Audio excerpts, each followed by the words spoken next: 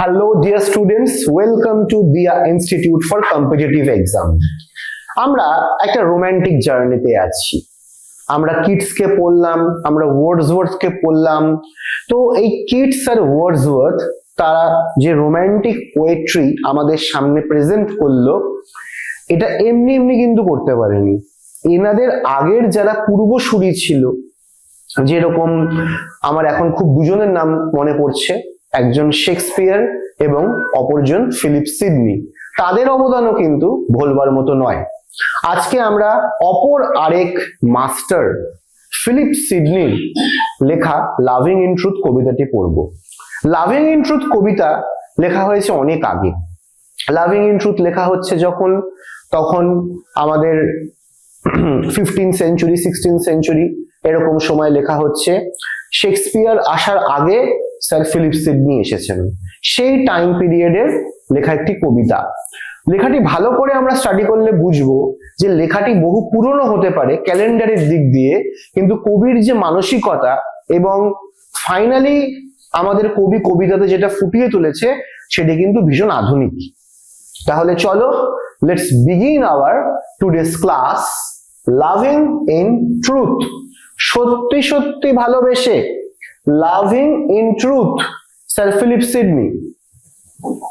প্রথমেই আমরা as usual বাকি সমস্ত কবিতাতে যেরকম করেছি, এই কবিতাতেও আমরা কি করব, আমরা আগে ব্যাকগ্রাউন্ড এবং জেনারেল ওভারভিউটা একটুখানি দেখে নেব। Loving in Truth is the opening sonnet, sonnet number 1 of Sir Philip Sidney's Astrophil and Stella, a sequence of 108 sonnets, 108 sonnets and 11 songs, likely composed in the early 1580s and published posthumously in 1591. এবার এই যে শব্দটা আছে posthumously, important শব্দ, এইটার মানে হচ্ছে মৃত্যু পরবর্তী। একজন কেউ মারা গেল, তার লেখালেখি তিনি মারা যাবার পরে পাবলিশ হলো, তাহলে সেটাকে বলা হবে posthumously published। এরকম posthumous পাবলিশের সব থেকে ভালো এক্সাম্পল আমার এই মুহূর্তে মনে পড়ছে ফ্রান্স কাফকা। ফ্রান্স কাফকা উনি মারা যাওয়ার পরেই উনি বলেছিল ওনার সমস্ত লেখা পুড়িয়ে টুড়িয়ে ফেলতে, কি ভাগ্যিস ওনার এক বন্ধু সেটা করেননি।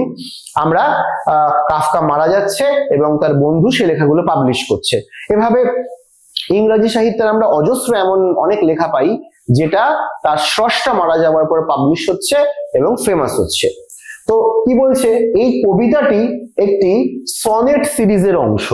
সেই সনেট সিরিজটার নাম কি, অ্যাস্ট্রোফিল অ্যান্ড স্টেলা। কটা সনেট আছে? 108টা সনেট আছে। সনেট মানে কি? সনেট মানে হচ্ছে চতুর্দশপদী কবিতা, a poem of 14 lines। আমাদের বাংলা সাহিত্যে সনেটিয়ার হিসেবে, সনেট রাইটার হিসেবে কে খুবই বিখ্যাত? Michael Madhusudan Dutta. Michael Madhusudan Dutta sonnet নিয়ে কেন এত বিখ্যাত হয়েছে? তার কারণ Michael Madhusudan Dutta he was an ardent a passionate reader of English literature. তিনি চাইতোই ইংরেজ কবিদের মতো হতে। ইংরেজ কবিদের কবিতা পড়তে পড়তে তার এই ধারণা তৈরি হয়ে যায় সনেট নিয়ে, এবং সে অনেক সনেট লেখে। তাহলে 108টা সনেট আছে, 11টা গান আছে, এরকম সালে লেখা হয়েছে, এরকম সময় পাবলিশ করা হয়েছে। এখান থেকে আমাদের আর কিছু জানবার নেই, শুধু এই নামটা নিয়ে আমাদের অনেক কাম আছে, আমাদের অনেক কথা আছে। we will definitely discuss that. Sydney তার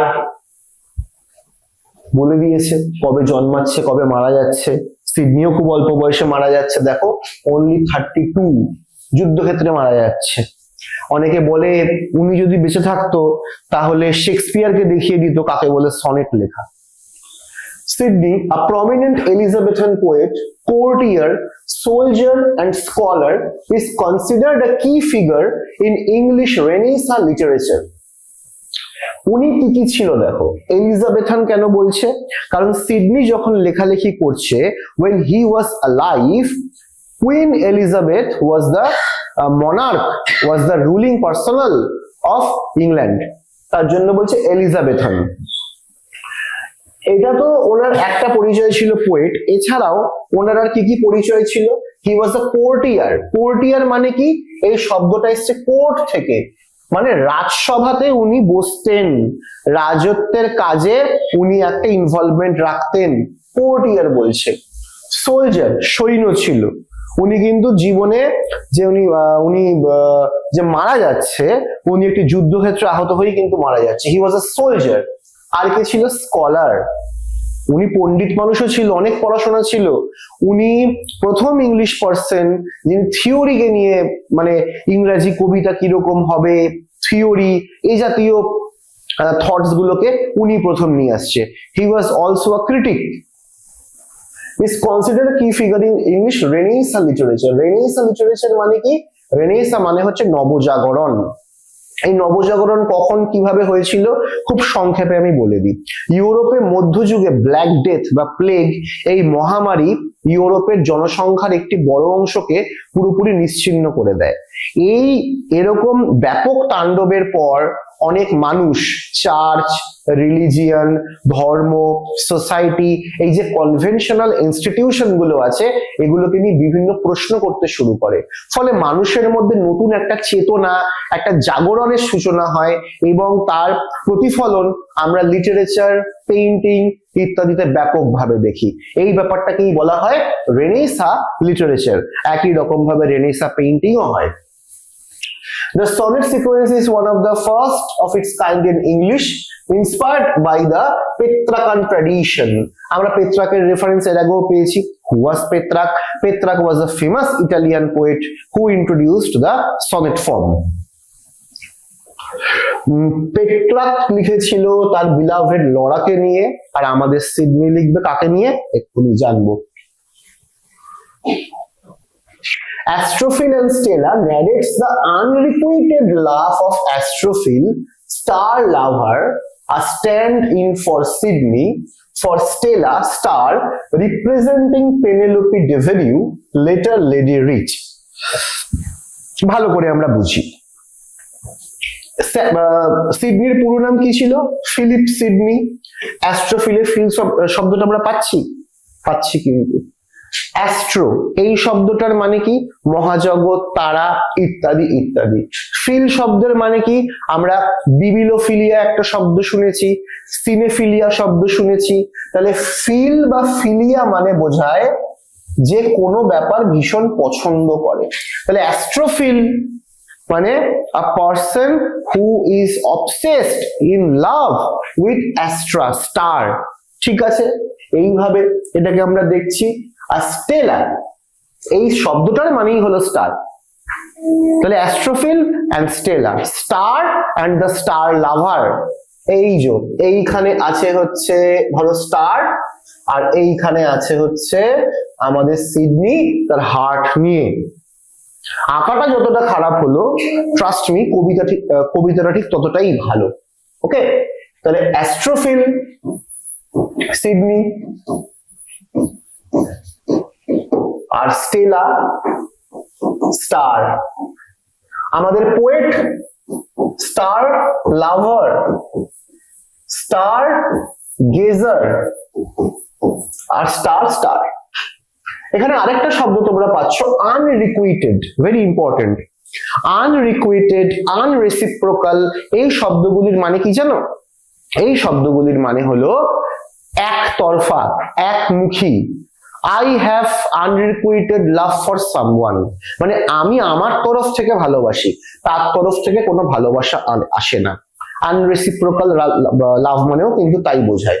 এখানে সিডনির লাভ স্টোরিটা কি আমরা দেখে নিই। Sydney was in love with a beautiful lady whose name was Penelope de Villiers. But due to some unforeseen events, Penelope de Villiers got married with someone else. His name was Lord Rich. Thus, Penelope became Lady Rich. এবার যখন এরকম হয়ে গেছে, যাকে ভালোবাসতো সে অন্য কাউকে বিয়ে করে নিয়েছে, মানে সে এক প্রকার আনএটেনেবল হয়ে গেছে। বোঝা গেল?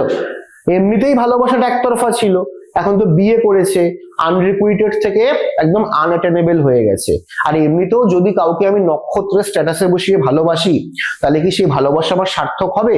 নিশ্চয়ই সার্থক হবে না, কারণ নক্ষত্র তো আমার লিগের অনেকটা বাইরে, আমার রিচের অনেকটা বাইরে। আগে আমাদের এইটা বুঝতে হবে, this is the main concept. এবং এই কবিতাতে এই কনসেপ্টের উপরই ম্যাক্সিমাম প্রশ্ন আসে। Who is Astrophil, who is Stella, is the title appropriate, এরকম কোয়েশ্চেনের জন্য কিন্তু আমাদের এগুলো জানতে হবে। The sonnet reflects Sidney's personal experience. In 1576, Sidney was briefly betrothed to Penelope de Villiers, daughter of the Earl of Essex, but the marriage did not proceed. দেখো, betrothed মানে কি? Engaged to be married, আংটি বদল হয়ে গেছে, কদিন পরে বিয়ে ছিল, কিন্তু due to some known or unknown reason it could not happen. তার জায়গাতে অন্য একজনের সাথে বিয়ে হচ্ছে আর ওদের বিয়েটা হচ্ছে না। Penelope married Lord Robert Rich, and Sidney, realizing his love for her afterward, channeled his emotions into this poetic sequence. কি অদ্ভুত মিল দেখো। এর জন্যই বলি যে কবিরা একটি কমন থ্রেড, একটি কমন সূত্র দিয়ে যেন গাঁথা। সেই কমন সূত্র বা কমন থ্রেডটা কি? আমরা কিডসেও কি দেখলাম, যে সে তার প্রিয়তমা ফ্যানি ব্রাউনকে পাচ্ছে না, তার জীবনে অনেক দুঃখ কষ্ট, সে কি করছে? ওগুলোকে চ্যানেলাইজ করছে ওড টু আ নাইটিঙ্গেলের কবিতা লেখার মতো। আর এখানেও যে ব্যর্থ ভালোবাসার যে বিষময় যন্ত্রণা, তাতে এই সিডনিও কিন্তু মুষড়ে পড়ছে না, তিনিও সেটাকে কনভার্ট করছে কিসে? এই যে channeled his emotions into this poetic sequence. এই একটা গোটা সিরিজ লিখে ফেলছে, যেখানে 108টা সনেট আছে, 11টা গান আছে, and the name of the sequence is what? Or the book Astrophil and Stella. Who is Astrophil? Sir Philip Sidney is Astrophil, Astro star, Phil lover, star lover. Who is Stella? Penelope is Stella, star unattainable. Okay. While some debate exists about whether the sonnets are purely literary exercises or genuine expressions of love, they are widely regarded as autobiographical, blending intellectual wit with emotional depth.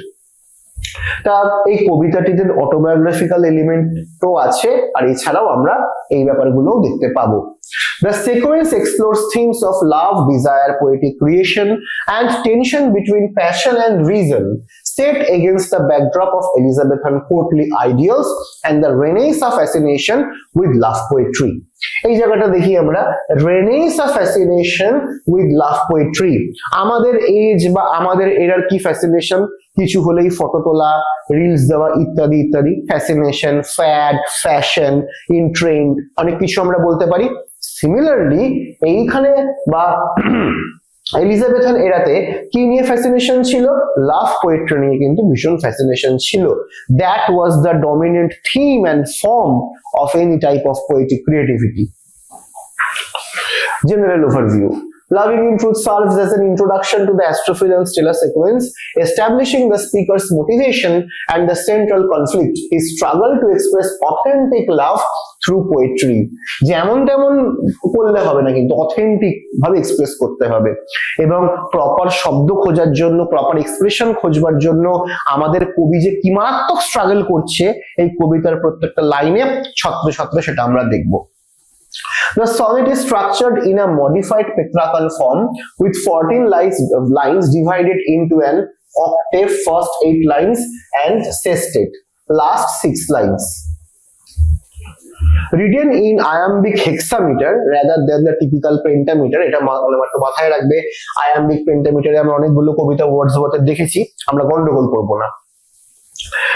And following an ABAB, ABAB, CBCD, EE rhyme scheme.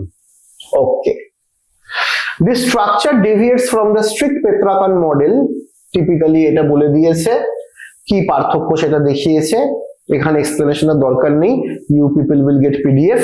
The poem begins with the speaker's desire to show his true love through verse. Verse মানে কি? কবিতা, poem. আরেকটা এখান থেকে শব্দ লিখে রাখো, well versed. মানে skilful,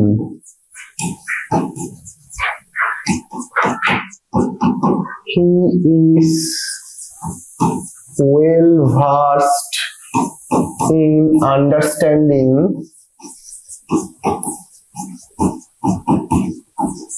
legal matters. মানে ভার্স মানে কবিতা, কিন্তু ওয়েল ভার্সড মানে কি, যে একটা ব্যাপারে খুব ভালো জানে। He is well versed in dancing, he is well versed in understanding legal issues আর matters. Okay, the poem begins with the speaker's desire to show his true love through verse, মানে poem, hoping that his beloved Stella Penelope will take pleasure in his pain, read his poetry, understand his feelings, pity him, and ultimately grant him her favor, grace. পুরো কবিতাটাই কবি লিখছে এই কারণে যে প্রথমে আমি কবিতাটা লিখবো এই ভেবে যে Stella will take pleasure in his pain. Stella বলবে যে বাবা আমার জন্য এত কষ্ট করে লিখেছে, আচ্ছা আমি একটু পড়ি। তারপরে পড়লে কি হবে, স্টেলা ওর ফিলিংস গুলো বুঝবে, ফিলিংস গুলো বুঝলে কি হবে, স্টেলা পিটি করুণা তার উপর দর্শাবে। আর সেইটাই আমাদের কবি আলটিমেটলি চাইছে, তার প্রিয়তমার করুণা, গ্রেস, এইটুকুই চাইছে কবি, একটা অ্যাটেনশন চাইছে। This chain of reasoning pleasure leading to reading, knowledge, pity and grace highlights the intellectual rigor of Sidney's approach, avoiding the sentimental excess of conventional love poetry. However, the speaker struggles to find fit words to express his deep sorrow, the blackest face of woe. He studies other poets' works, other leaves for inspiration, hoping for fresh and fruitful showers. ঠিক আছে, এখানে কবিতার summary আছে, we need not to discuss it here. When we will read the poem, we will go into it. আচ্ছা, এখানে একটা ছোট্ট কথা বলে দিই, এই যখন আমাদের বাট আসবে, এই বাটের এখান থেকে আমরা ভোলটা নিয়ে কিছু কথা বলবো। It is an important concept, আরো অন্যান্য সনেটের কবিতাতে আমরা এটা দেখতে পাবো। ওকে, কি থিম, কি থিমস, কি থিম না, কি থিমস কি, লাভ অ্যান্ড আনরিকুইটেড প্যাশন, এইটা একটা আছে theme. Authenticity in poetry, tension between passion and reason, the creative process, literary techniques, significance, text of the poem. Okay, এখান থেকে আমাদের টেক্সট শুরু হবে। সিগনিফিকেন্স লাস্ট একবার দেখে নিই আমরা। Loving in truth is a landmark in English literature, marking the beginning of the sonnet sequence tradition that influenced poets like Shakespeare and Spenser. তাহলে সিডনি কাদেরকে ইনফ্লুয়েন্স করছে ব্যাপকভাবে, Shakespeare and Spenser. Its blend of Petrarchan form with English innovation coupled with its introspective tone reflects the Renaissance ideal of combining classical modes with personal expression. কি এখানে বলছে আমরা একটুখানি দেখি।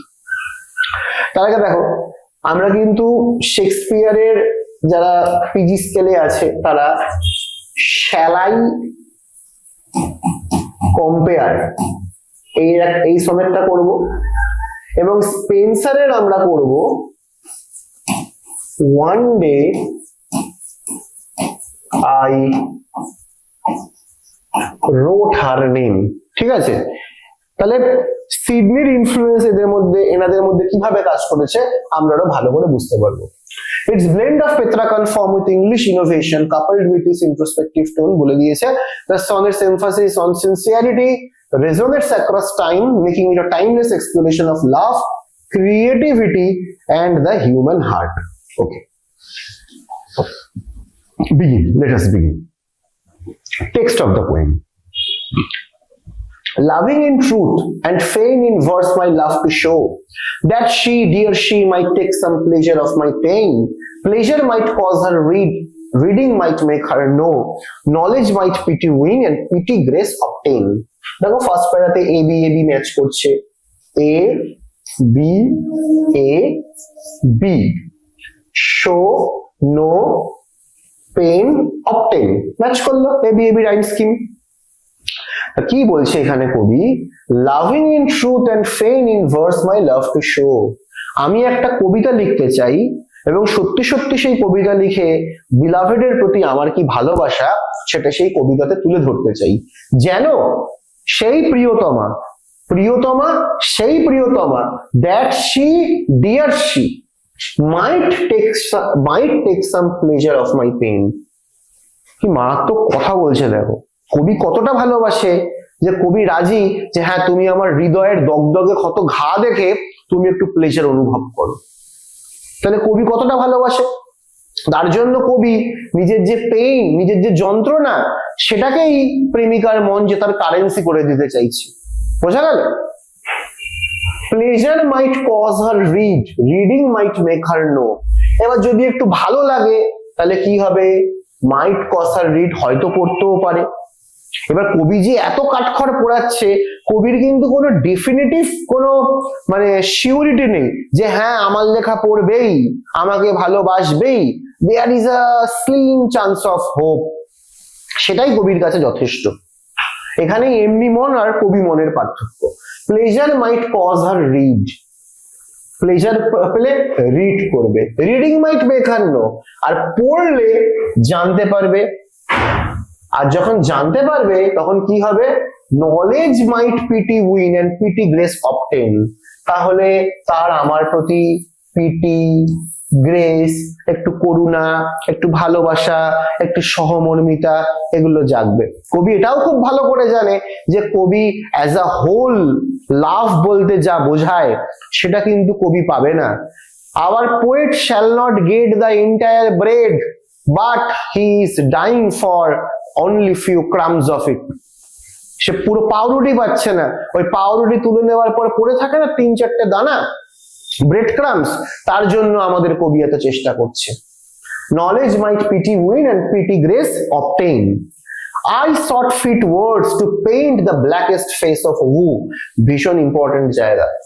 sought এটা হচ্ছে সিক আছে না, সিক, SEEK, সন্ধান। আরেকটা সিক হচ্ছে SICK। এই সিক মানে হচ্ছে অসুস্থ, ওকে, আর এই সিক মানে হচ্ছে সন্ধান। এই সিকেরই পাস্ট পার্টিসিপল ফর্ম হচ্ছে sought, seek, sought। I sought fit words to paint the blackest face of woe। আমি খুব পার্টিকুলার শব্দ খুঁজেছি, খোঁজার চেষ্টা করেছি, কেন? Two paint the ব্ল্যাকেস্ট face of woe। What is the blackest face of woe? Look at here very closely. Blackest, এটাকে বলা হয় superlative. Good, better, best, black, Blacker, ব্ল্যাকেস্ট।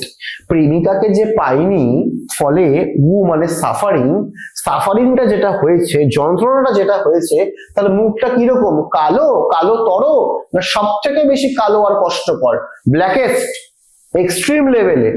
তার জন্য এখানে বলছে এই কথাটা, ব্ল্যাকেস্ট ফেস অফ উ। আমি অনেক অ্যাপ্রোপ্রিয়েট শব্দ খুঁজেছি। দুর্দশা, তুমি নেই বলে আমার জীবনে যে দুঃখ, দুর্দশা, সেটাকে ঠিক করে ফুটিয়ে তুলবো বলে অনেক এরকম শব্দ খুঁজেছি। আর কি করেছি, studying inventions fine, her wits to entertain.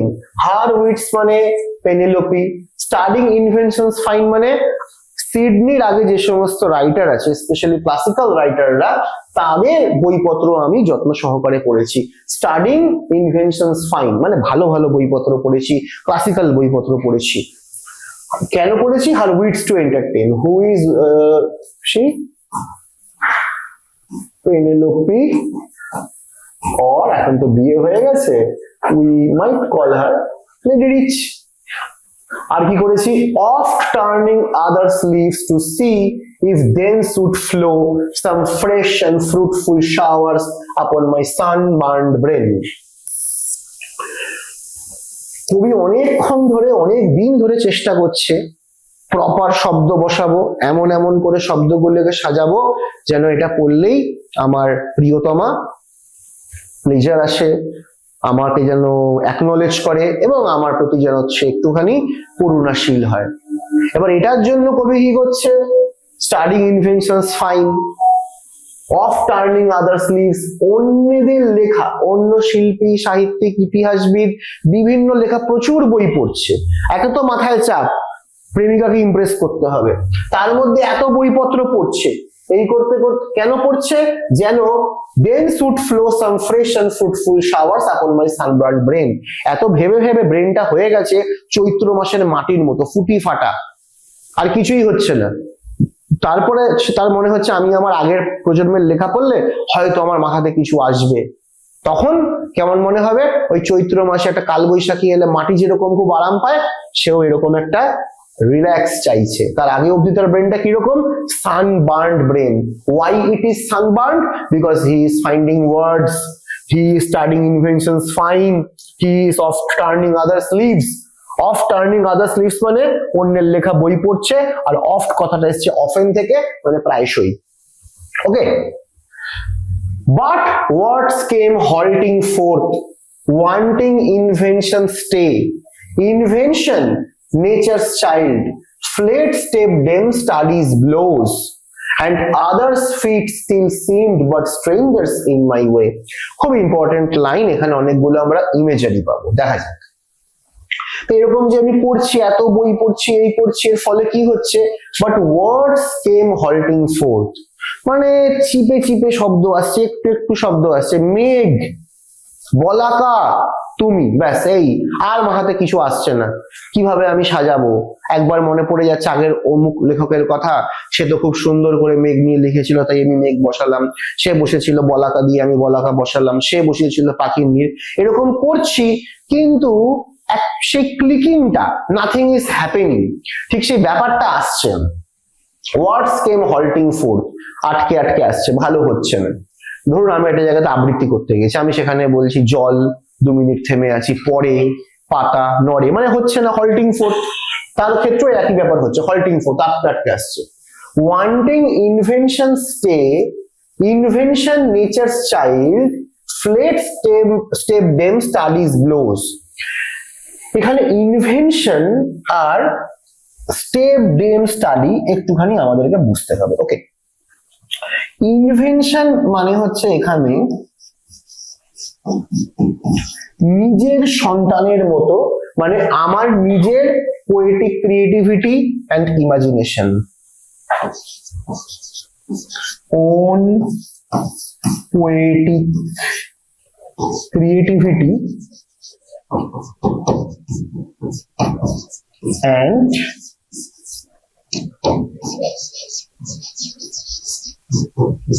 imagination. Okay, আর এইখানে কি আছে? Fled stepdame study's blows. আর স্টেপ ডেম স্টাডিজ ব্লোজ মানে কি? স্টাডি মানে অন্যের লেখা পড়া, সেটা হচ্ছে লাইক আ স্টেপ মাদার, সৎ মায়ের মতো। তাহলে সৎ মার সাথে আগের পক্ষের সন্তানের সম্পর্ক যেরকম খুব একটা ভালো হয় না, তো সেরকম ভাবে ইনভেনশনের সাথে স্টাডির একটা এরকম ব্যাপার আছে। তো কবি এটাই বোঝাতে চাইছে যে স্টাডি সেটা স্টেপ মাদারের মতো। ও ভালো লিখেছে, শেক্সপিয়ার ভালো লিখেছে, মিল্টন ভালো লিখেছে, আমি নিজের পোয়েটিক ক্রিয়েটিভিটি ইমাজিনেশন স্কিলের উপর দাঁড়িয়ে সেটা করব, সেটাই হচ্ছে আসল। বোঝা গেল? and others feet still seemed but strangers in my way, এবং অন্যের লেখা কবিতাগুলি, পদগুলি, সেগুলো কিরকম? strangers in my way। তারাও প্রেমে ব্যর্থ হয়েছে, কই আমার মতো করে তো ব্যর্থ হয়নি। তাহলে আমার গল্পটা পুরোপুরি আসছে না, একটু একটু আসছে, একটুখানি মিলছে, কিন্তু পুরোটা মিলছে না। হলো, আমরা লাস্টের দিকে চলে এসেছি। thus great with child to speak and helpless in my throes, biting my truant pain, beating myself for spite, fool said my muse to me, look in thy heart and write। তো অন্তঃসত্ত্বা মহিলার এখানে একটা imagery টেনেছে। Great with child to speak and helpless in my throes. একজন মহিলার যখন প্রচন্ড লেবার পেন হয়, তাকে যদি নির্দিষ্ট প্রসিডিওর না করে তার বাচ্চাটাকে বার করে আনা না হয়, তাহলে সে মরেও যেতে পারে। সিমিলারলি এখানে আমাদের কবির মনের মধ্যে অনেক ইমোশনস চলছে, সে সেগুলোকে ব্যক্ত করতে চাইছে তার লাভার পেনেলোপিকে জানানোর জন্য, কিন্তু সে পারছে না, তার ভীষণ মানে কষ্ট হচ্ছে। যেন great with child to speak and helpless in my throes. ভেতরে একটি সন্তান আছে, কবিতা আছে, কিন্তু সেটাকে আমি এক্সপ্রেস করতে পারছি না। তো কবির যখন এরকম সানবার্নড ব্রেন, এরকম লেবার পেনের মতো পেনে আছে, তখন কি হচ্ছে, মিউজ কনসেপ্ট সম্পর্কে আমরা জেনে গেছি। মিউজ মানে এরকম গ্রিক মাইথোলজিতে বর্ণিত দেবদেবীকে বোঝানো হয় যারা কবিতা, আঁকা ইত্যাদি ফাইন আর্ট অ্যান্ড ক্রাফটে কাউকে কিছু করতে উৎসাহ দেয়। ঠিক আছে, biting my truant pen, beating myself for spite. তা আমার যখন এরকম অবস্থা, ট্রুয়ান্ট পেন মানে কি, অবাধ্য পেন, আমি বলছি তুই লেখ, তুই আমার ভালোবাসার কথা জানা, কিন্তু পেনটা অবাধ্য, কারণ পেনের সাথে মাথার কোনো কানেকশন নেই। আমি তো এ কি লিখেছে সে কি লিখেছে ভাবছি, আমি আমার নিজের দিকে তাকাচ্ছি না। Biting my truant pen, beating myself for spite, আমি রেগে গিয়ে নিজেকে মারছি। যখন এরকম অবস্থা, তখন আমার মিউজ এসে আমাকে বললো, ফুল, লুক ইন দাই হার্ট অ্যান্ড রাইট। আরে এদিক ওদিক না তাকিয়ে নিজের হৃদয়ের দিকে তাকাও এবং তুমি লেখো, তবেই তোমার সেই লেখা সব থেকে বেশি পিওর হবে। ঠিক আছে, তাহলে এই কবিতাটা এখানে শেষ হওয়ার সাথে সাথে আমাদের কিন্তু চমৎকার একটা রিয়ালাইজেশন হয়। কবিতাটা 2 in 1 কবিতা, 2 in 1 আইসক্রিম হয়, 2 in 1 কবিতাও হয়। একদিকে এটি প্রেমের কবিতা, আরেকদিকে হচ্ছে এটি সেই সব কবিদের উদ্দেশ্যে বলা একটি কবিতা যে আসলে তোমাকে লিখতে গেলে কি করতে হবে, তোমাকে লিখতে গেলে তাকাতে হবে, নিজের দিকে তাকাতে হবে। তো এই ধরনের কবিতা, যে ধরনের কবিতা লেখার প্রসেসকে নিয়ে বলে, তাদেরকে কি বলা হয় জানো? সেই ধরনের কবিতাকে বলা হয় মেটা পোয়েট্রি, META, মেটা। আমাদের সিলেবাসে আরেকটি কবিতা আছে, কুবলা খান, 11-12 এর সিলেবাসে আছে, চমৎকার কবিতা। আমরা ওইটি পড়লে বুঝতে পারবো মেটা পোয়েট্রি কনসেপ্ট আরো কি। এবার এখানে লাইন বাই লাইন এক্সপ্লেনেশন আছে, আমি যা বলে দিয়েছি এখানে সেগুলোই আছে, আমাদের এগুলো দরকার পড়বে না। আমরা এইখান থেকে ইম্পর্টেন্ট ফিচারে যাব, আর সেইখান থেকে আমরা কিছু ইম্পর্টেন্ট কোয়েশ্চেন আনসার আর অন্যান্য ব্যাপার দেখব। ওভারঅল সামারিটা একবার দেখে নিই। In this sonnet, the speaker Astrophil suggests to write poetry that expresses his true love for Stella. He tries reading other poets, মানে studying inventions fine, of turning other leaves. He tries reading other poets and using sophisticated techniques, but finds himself stuck, unable to find the right words. I sought fit words to paint the blackest face of woe. In the end, his muse advises him to stop overcomplicating things and to write directly from his heart. Over complicate করার কোনো দরকার নেই, ইলিয়াডও পড়তে হবে না, ওডিসিও পড়তে হবে না, হোমার, পেত্রাক, দান্তে, কারুর লেখা পড়তে হবে না। লুক ইন দাই heart and right. The poem explores the tension between artificial studied poetry and authentic heartfelt expression. এই দুটোর মধ্যে দ্বন্দ্ব আমরা দেখতে পাচ্ছি। Ultimately advocating for sincerity, ultimately কোন দিকে আমাদের যেতে হবে? Authentic heartfelt expression. এবারে আমরা কয়েকটা ইম্পর্টেন্ট MCQ দেখে নিই, যেগুলো আমাদের আসন্ন SLST এর জন্য খুবই জরুরি। What is the primary theme of Philip Sidney's Loving in Truth? Correct answer কি? The struggle to express genuine emotion through poetry. এটা হচ্ছে কারেক্ট অ্যান্সার। অন্যান্য অপশন গুলো দেখে নিই। The joy of reciprocated love, একদমই না। শুরুতেই আছে unrequited love, unreciprocated love। The celebration of physical beauty, না। Rejection of romantic ideals, একদমই না। সঠিক উত্তর এইটা। Explanation কি? The sonnet explores the speaker's difficulty in articulating authentic feelings of love through poetry, seeking inspiration to convey truth. In Loving in Truth, what does the speaker hope to achieve by writing poetry? To win his beloved's pity and favor.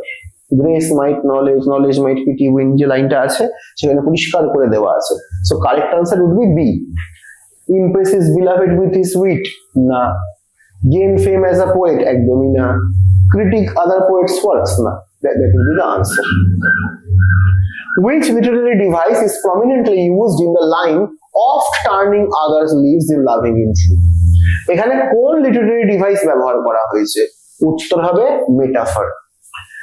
Turning other leaves metaphorically refers to reading other poets' works, likening pages to leaves. এখানে বইয়ের পাতা আর গাছের পাতা, pages and leaves এরকম ভাবে তুলনা করেছে। What does the speaker mean by others leaves in the sonnet? Others leaves বলতে সনেটে কি বোঝানো হয়েছে? The works of other poets. The works of other poets. The phrase reflects to the speaker's act of studying other poets' writing for inspiration. In the final line, fool, said my muse to me, look in thy heart and write. What does the muse suggest? Muse কি suggest করছে? Muse বলছে নিজের হৃদয়ের দিকে তাকাও এবং লেখো। B. The muse advises the speaker to draw inspiration from his own heart, emphasizing sincerity over imitation. ও কি বলেছে? না ভেবে না করে নিজের দিকে তাকাতে হবে। Which of the following best describes the speaker's tone in Loving in Truth? কোন টোনটা এর মধ্যে সবথেকে বেশি ভালো আসছে? Confident and boastful, joyful and celebratory, sarcastic and critical? না, না এবং না। সঠিক উত্তর হচ্ছে এইটা, ফ্রাস্ট্রেটেড এন্ড ইন্ট্রোস্পেক্টিভ, হতাশাগ্রস্ত কিছুটা এবং তার ফলে ইন্ট্রোস্পেক্ট, নিজের দিকে তাকাচ্ছে, নিজের ভেতরের দিকে তাকাচ্ছে, প্রশ্ন করছে। Rhyme scheme of Loving in Truth: A B B A C D E.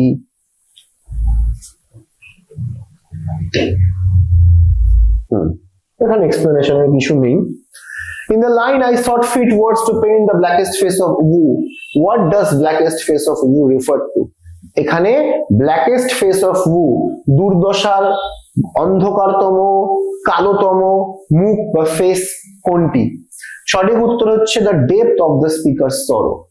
কেন স্পিকারের সরোটাকে বলছে? কারণ স্পিকার তো তার বিলাভেড পেনিলোপিকে পায়নি, তো প্রেমকে না পাওয়ার যে যন্ত্রণা, তার থেকে ব্ল্যাকেস্টার কি হতে পারে? নাইদার ব্ল্যাক নর it is Blacker but it is ব্ল্যাকেস্ট। Superlative form ব্যবহার করছে কবি নিজে, তার মানে কবি নিজেই কিন্তু এখানে এমফাসাইজ করছে। The phrase describes the speaker's intense emotional pain which he struggles to express through poetry.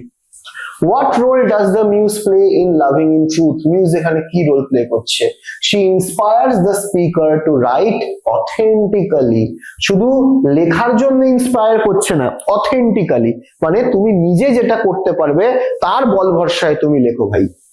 The muse appears in the final line, guiding the speaker to look within his heart for genuine inspiration.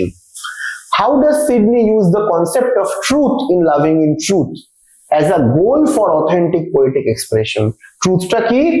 যে আমি যেমনই পারি, আমি নিজে যেটা produce করব, that would be original, সেটাই হচ্ছে truth. The title and content emphasize the speaker's desire to express his true feelings through poetry rather than relying on artificial or borrowed styles. Okay, তাহলে আমাদের Loving in Truth শেষ হলো। আমরা খুব শিগগিরই অন্য আরেকটি কবিতা নিয়ে শুরু করব। তোমাদের সাথে দেখা হচ্ছে পরবর্তী নেক্সট ক্লাসে। Keep studying, keep winning. Thank you.